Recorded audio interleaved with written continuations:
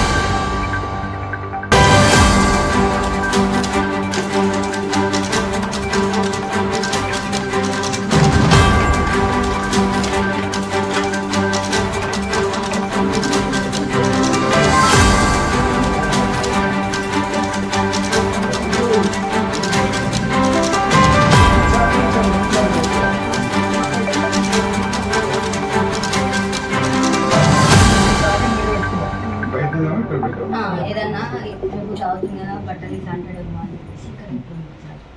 భూమి ఎప్పుడు